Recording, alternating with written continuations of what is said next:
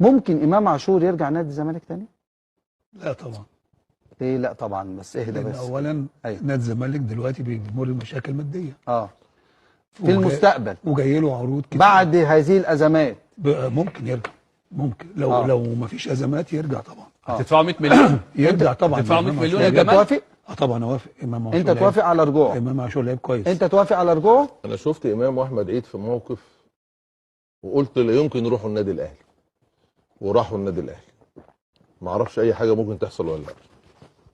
يرجع نادي انا الزمالك. انا بقول لك اهو، انا بقول لك اهو، انت عضو مجلس اداره، عندك التصويت دلوقتي. انا بقول لك اهو ان امام يرجع الزمالك. دلوقتي انا بتكلم كمحلل دلوقتي. انا شفت امام واحمد عيد في موقف يعني اللي خلاه يروح الاهلي يرجع الزمالك. ما يروحوش النادي الاهلي لو الدنيا اتطربقت، راحوا النادي الاهلي. السيمفونيه اللي اتعملت دي عم مصر. اهلا بيك. يلا ايه عايز ايه؟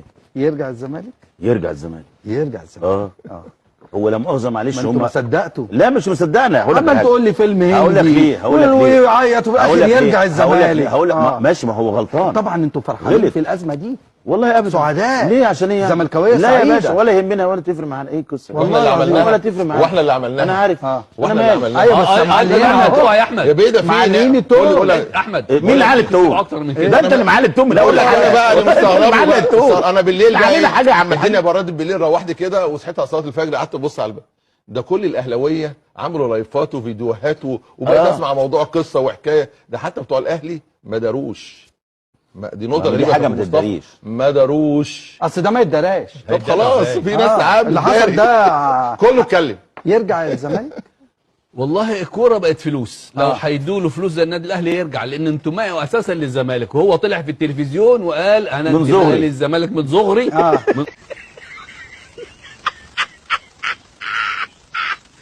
من صغري. وانا على الهوا في احد القنوات قناه الزمالك. تهريج والله. احنا بنشوف والله مهازم. قولها تاني كده. من صغري.